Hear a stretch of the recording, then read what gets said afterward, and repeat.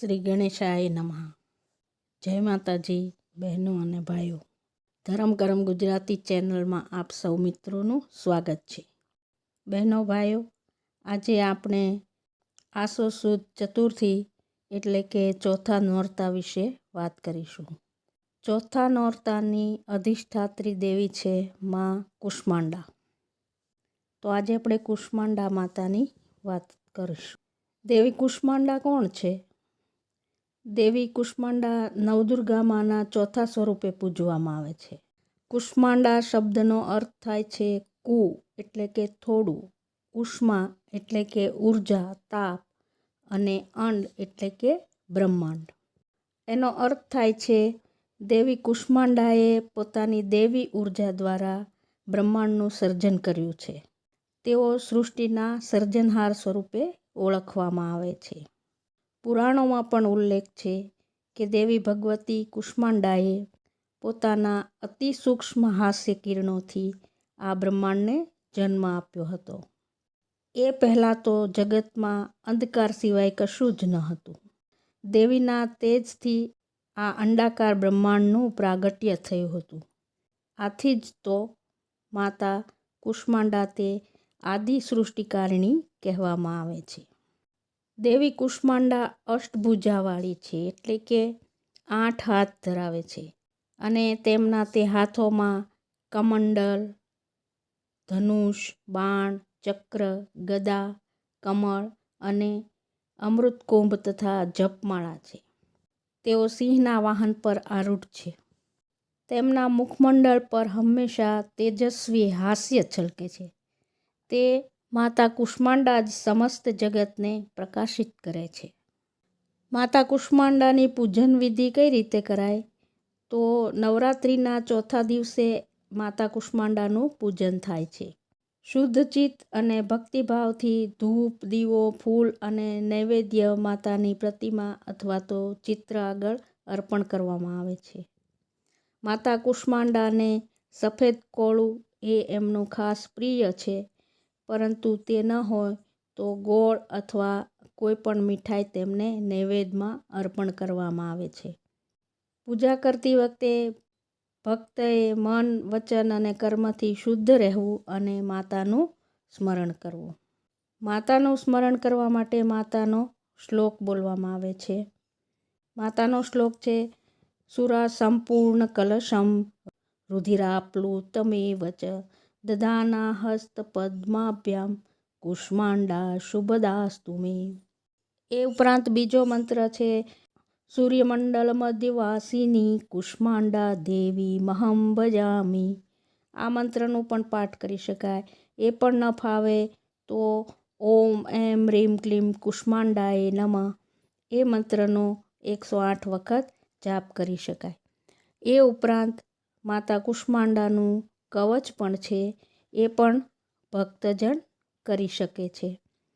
તો કવચ આપણે જોઈએ તો ઓમ આસન સમસ્થિતે દેવી કુષ્માંડા યશસ્વિની કવચમ પઠ્યતે ત્વદ્યમ ત્વચ્છિચ્છયાય મમ પ્રિયે શિરો મે પાતુ કુષ્માંડા લલાટમ પાતુ યશસ્વિની ચક્ષુષી પાતુ વિખ્યાતા કર્ણો પાતુ સુખપ્રદા નાસિકાં પાતુ કાલિંદી વક્त्रं પાતુ મહેશ્વરી જીહ્વાં પાતુ કુષ્માંડા કંઠે પાતુ સુવર્ણદા ભુજા પાતુ મહાદેવી હૃદયં પાતુ સુંદરી નાભિ પાતુ મહામાયા કુક્ષિં પાતુ મહેશ્વરી ગુહ્યં પાતુ જગદંબા પગો પાતુ વિભાવરી સર્વાંગ પાતુ કુષ્માંડા સર્વસિદ્ધિપ્રદા ભવેત.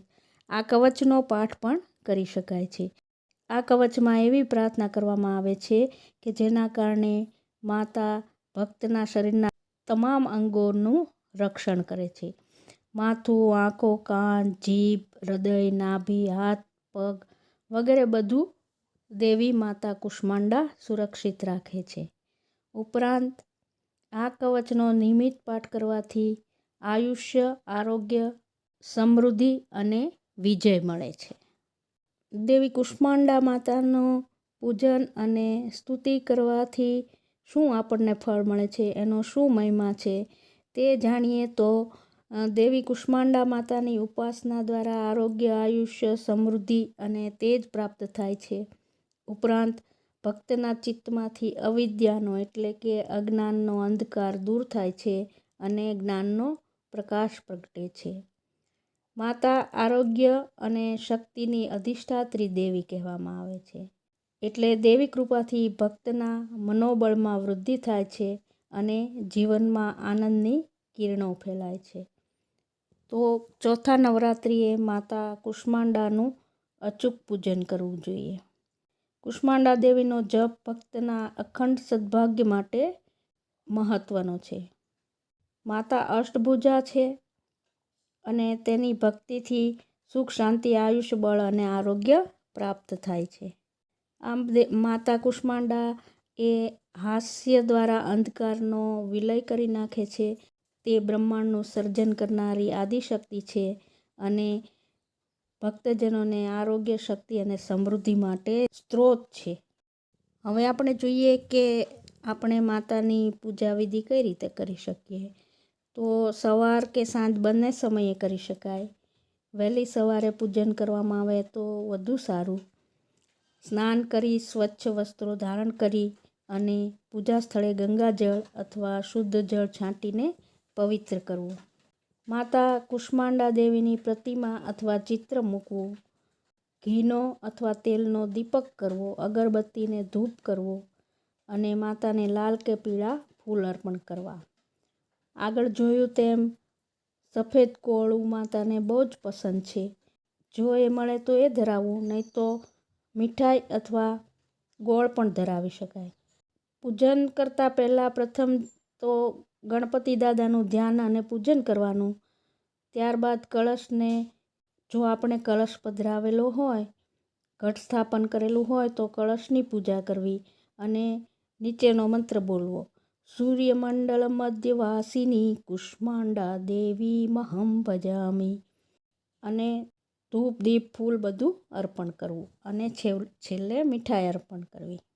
આ રીતે પૂજા કરી અને આગળ કહ્યું તે કવચનો પાઠ અથવા તો ઓમ એમ રીમ ક્લીમ કુષ્માંડાએ નમઃ એ મંત્રના 108 વાર જપ કરવો. આટલું કરવાથી માતા ખૂબ જ પ્રસન્ન થાય છે અને ભક્તને આરોગ્ય અને સમૃદ્ધિ પ્રદાન કરે છે.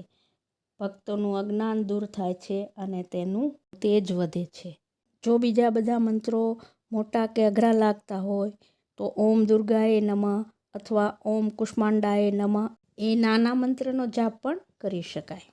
તો આ રીતે આપણે સૌ આવતીકાલે માતા કુષ્માંડાનું પૂજન કરીએ અને માતાની કૃપા પ્રાપ્ત કરીએ. બહેનો ભાઈઓ, આપણી આ ચેનલને લાઇક, શેર અને સબસ્ક્રાઈબ જરૂર કરજો. કોમેન્ટ પણ કરજો. કાલે મળીશું માતાની કોઈ બીજી વાત સાથે. ત્યાં સુધી આપ સૌને મારા જય માતાજી.